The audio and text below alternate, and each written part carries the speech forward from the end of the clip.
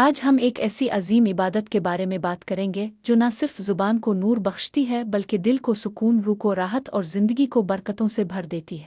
جی ہاں، ہم بات کر رہے ہیں درود شریف کی، وہ درود جو اللہ تعالیٰ خود بھی بھیجتا ہے اور اپنے فرشتوں کو بھی حکم دیتا ہے، جیسا کہ قرآن مجید میں ارشاد ہوا، اللہ تعالیٰ اور اس کے فرشتے نبی پر درود بھیجتے ہیں۔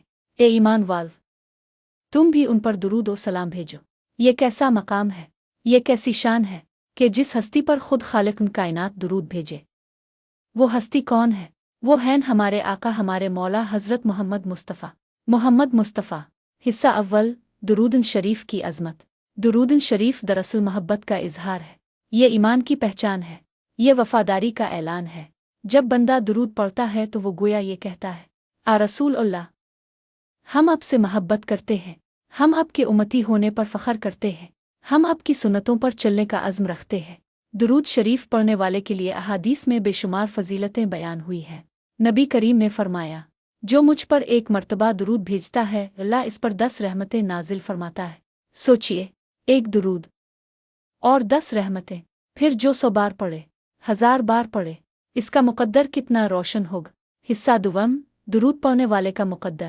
درود پڑھنے والا کبھی خالی ہاتھ نہیں رہتا، اس کے دل سے غم دور ہوتے ہیں، اس کے رزق میں برکت ہوتی ہے، اس کی دعائیں قبول ہوتی ہیں۔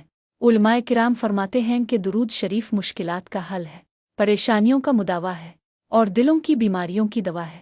جب انسان دنیا کے غموں میں گنر جائے، جب راستے بند ہوتے محسوس ہوں، جب دل بے چین ہو، تو بس درود شریف کو اپنا ساتھی بنا لے۔ کہا جاتا ہے کہ جو شخص کثرت سے درود پڑھتا ہے اس کے لیے قیامت کے دن شفاعت کے دروازے کھل جاتے ہیں۔ شفاعت کس کی؟ اس ہستی کی جنہیں رحمت للعالمین کہا گیا۔ حصہ سوم، درود اور محبت رسول۔ درود شریف صرف الفاظ نہیں، یہ محبت کا رشتہ ہے۔ جب ہم درود پڑھتے ہیں تو ہم دراصل اپنی روح کو اس نور سے جوڑتے ہیں جو مدینہ منورہ سے پھوٹا۔ مدینہ منورہ، وہ مدینہ جہاں کی مٹی بھی خوشبو دیتی ہے، وہ مدینہ جہاں آقا آرام فرما ہے۔ درود پڑھنے والا مدینے سے جڑ جاتا ہے، وہ روحانی طور پر روز رسول کے قریب ہو جاتا ہے۔ حصہ چہارم، درود کی برکتیں زندگی میں۔ درود شریف گناہوں کو مٹاتا ہے، درجات کو بلند کرتا ہے، دل کو نرم کرتا ہے، حسد اور بغض کو ختم کرتا ہے، زبان کو پاکیزہ بناتا ہے۔ گھر میں درود کی کثرت ہو تو جھگڑے کم ہوتے ہیں، اولاد نیک بنتی ہے، رزق میں کشادگی آتی ہے۔ جو شخص ہر جمعہ کو کثرت سے درود پڑھے اس پر خاص رحمت نازل ہوتی ہے۔ حصہ پنجم، درود اور آخرت کی کامیابی۔ قیامت کے دن سب پریشان ہوں گے، ہر شخص اپنی فکر میں ہوگا، لیکن وہ خوش نصیب لوگ کون ہوں گے؟ نبی کریم نے فرمایا، قیامت کے دن میرے سب سے قریب وہ ہوگا جو مجھ پر سب سے زیادہ درود بھیجتا تھا۔ کیا ہم نہیں چاہتے کہ قیامت کے دن ہمیں قرب رسول نصیب ہو؟ درود شریف دراصل آخرت کی تیاری ہے، یہ جنت کا راستہ ہے، یہ کامیابی کی ضمانت ہے۔ حصہ ششم، درود پڑھنے کا معمول کیسے بنائیں؟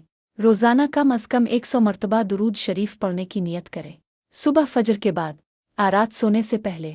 اگر زیادہ نہ پڑھ سکیں تو چلتے پھرتے، کام کرتے ہوئے، گاڑی چلاتے ہوئے بھی پڑھ سکتے ہیں۔ درود شریف کی مشہور صورت، اللہم صل علی محمد و علی المحمد کما صلیت علی ابراہیم۔ حضرت ابراہیم علیہ السلام۔ ابراہیم علیہ السلام۔ حصہ ہفتم، درود پڑھنے والوں کے واقعات۔ تاریخ گواہ ہے کہ جس نے درود کو اپنا ورد بنایا اس کی زندگی بدل گئی۔